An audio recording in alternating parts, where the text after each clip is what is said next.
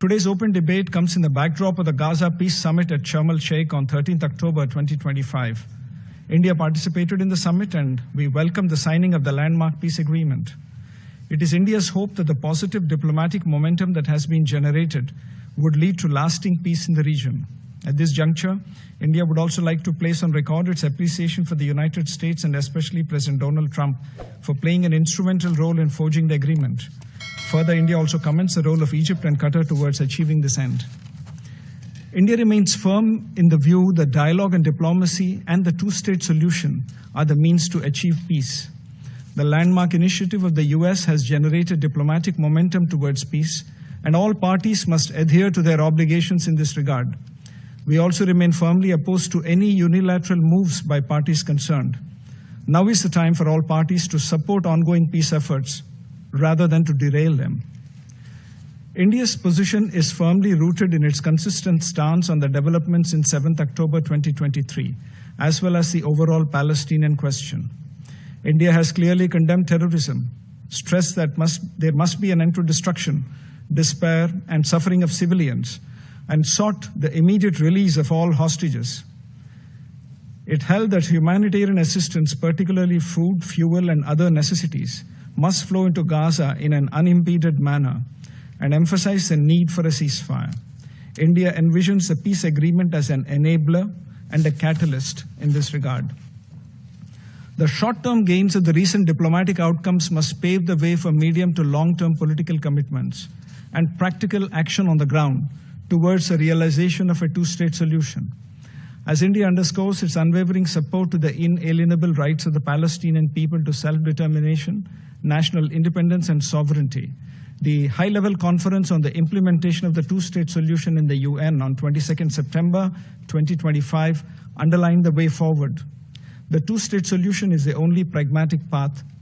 Since India's recognition of the state of Palestine in 1988, India has consistently advocated certain critical parameters: a sovereign, independent, viable state of Palestine, living side by side in peace and security with Israel within secure and recognized borders. Another central element is economic prospects and viability of a Palestinian state. Aid is essential in the short term for rehabilitation and reconstruction. Palestinian people cannot rebuild their lives without the support of the international community. India has been active on this front.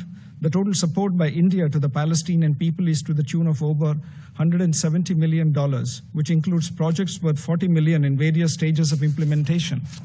Our commitment manifests in various forms depending upon the needs and priorities of the Palestinian people.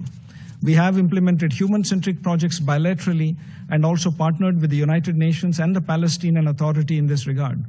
Over the last 2 years alone, India has provided relief assistance of nearly 135 metric tons of medicines and supplies.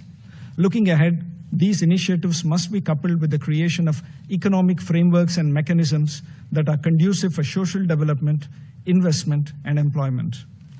Madam President, peace and calm on the Palestinian front have implications for the wider region. India stands for lasting peace in the entire Middle East. Therefore, it is important for the agreement to hold and the ceasefire to sustain, and for the parties to honor their respective commitments. Talks must continue, and there must be abiding faith in the efficacy of dialogue and diplomacy. On ongoing developments in Syria, humanitarian challenges are an important dimension, and it is important to address these on priority. India's commitment in this regard is also manifested in its supply of 5 metric tons of essential medicines to the friendly people of Syria as recently as July this year. Politically, India continues to stress a Syrian-led and Syrian-owned political process.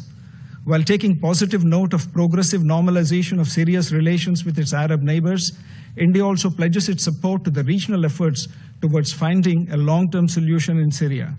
Indian troops in Andof remain steadfast in executing their mandate even during extreme challenges experienced during the recent conflict, including the supreme sacrifice by Acting Force Commander Brigadier General Amitabh Jha in December 2024. India is the third largest contributor to this mission. As the second largest contributor to UNIFIL, India reiterates the importance of the safety and security of peacekeepers of this mission. At a broader level, peacekeepers serve a very critical function of the UN, and they cannot become casualties of conflicts and escalations. India remains hopeful that the Lebanese armed forces would be equipped to discharge the entire spectrum of its responsibilities once the UNIFIL sunset clause becomes operational towards the end of 2026. The humanitarian situation in Yemen is an area of concern. Humanitarian assistance must be above politics. It must reach all civilians, irrespective of affiliations and power structures. Immediate cessation of hostilities would catalyze these efforts.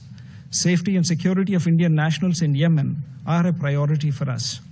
Madam President, it's India's earnest desire to realize the vision of a stable and peaceful Middle East.